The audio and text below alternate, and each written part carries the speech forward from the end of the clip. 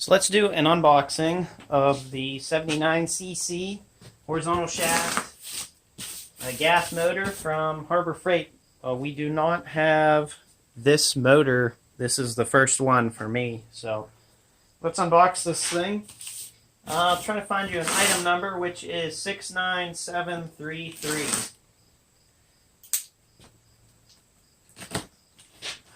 This is literally the first time I have opened this box. So there's our manual, and I counted of different manuals I have from Harbor Freight. I have like 40 manuals, something like that, 45. So I'm pretty sure I probably do not have to read the directions on this, but I might anyways.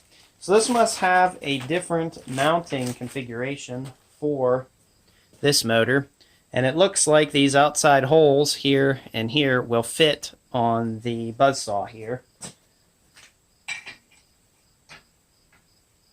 And indeed they will, so that's good. I won't have to do any drilling there. Here is the spark plug wrench for the spark plug on this thing. And it also comes with some bolts I see in there too. Pull the foam out, and there's the motor. So I am pretty pleased about having a brand new motor on this thing. The old motor is, well, it's not, I can't really find parts for it, and not that I can find parts for this thing either, but this is a brand new motor that hasn't been sitting for, oh, I don't know, 50 years, 40 years, something like that. So there should be, and there is a keyway on the shaft. And they always try to keep the shafts here with greased up, just for the simple fact that they don't want them rusting before the customer gets them, which makes sense. So here's a little chart thing that is to, I guess, Quickstart guide. So these motors are pretty much all the same from Harbor Freight. You know, the fuel cap on top, the muffler, this is the choke, and the air filter's in here. There's a little throttle in here. The engine switch is over there. This is the pull rope.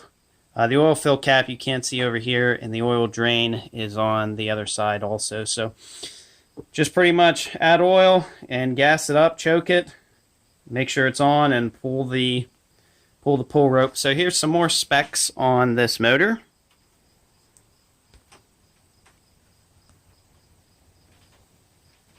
You guys can read that at your leisure or pause the video. So I guess I'll bring you guys in closer for a look at the motor itself. So this thing has a pretty teeny tiny little gas tank, maybe a quart if I had to guess. Pretty decent sized muffler. There's the choke I was talking about. So that is run and that is start. Pretty simple there. And no tools required to get into the air filter. So actually, let's open up this and see what air filter this thing has. Lots of threads on these screws. Oh, and they do come out, so they're not captive, which is kind of a, I guess it's a good and a bad thing maybe. But you can see this, there is the fuel line right here. This is the governor linkage. This is the throttle, so that is wide open, and this is idle. Boy, not much throw on there. That's wide open, and that's at idle. And it's got a foam air filter, pretty standard stuff. And there's a look inside. So the choke mechanism and stuff all goes in there, and I will probably oil up this air filter when I first used this thing. But all in all, you know, this thing looks pretty good. Gas cap's a little tight. And is this one just like the other ones? No. Okay, so there is, the gas cap does not stay with, you know, there's no little chain or something in here. And Harbor Freight has put a little screen in here. I can't quite get it out with a full thing, or a level to tell you when the gas tank is full. So that is a good thing, and I would recommend that you follow what they say for full in this thing, because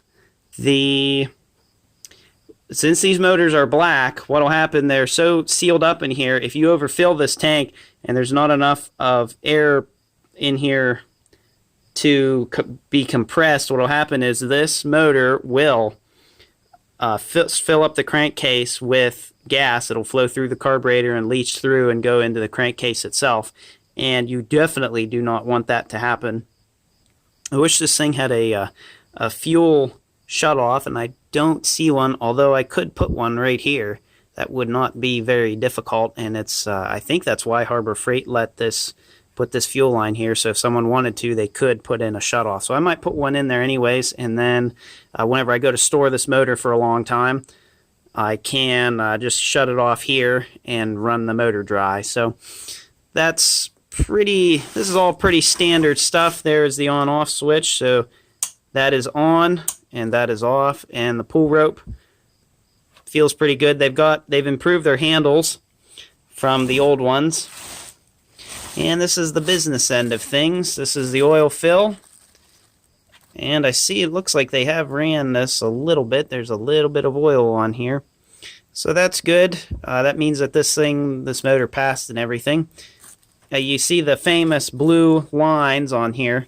You know, the blue marks and stuff. So this is the shaft that pulley hopefully will fit on. Oh, and it's too big. Oh man, that's a bummer. Well, looks like I'm going to have to buy a new clutch for this thing. Oh well. There's our valves. This is an overhead valve engine, and this was where the other oil fill was. So that's that, and there is a drain.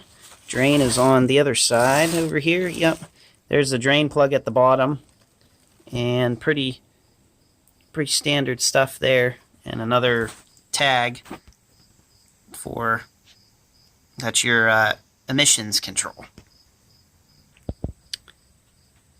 So here's what the motor looks like. Spark plug wire. This is a crankcase breather here, and the spark plug, yep, is right down in there, right there.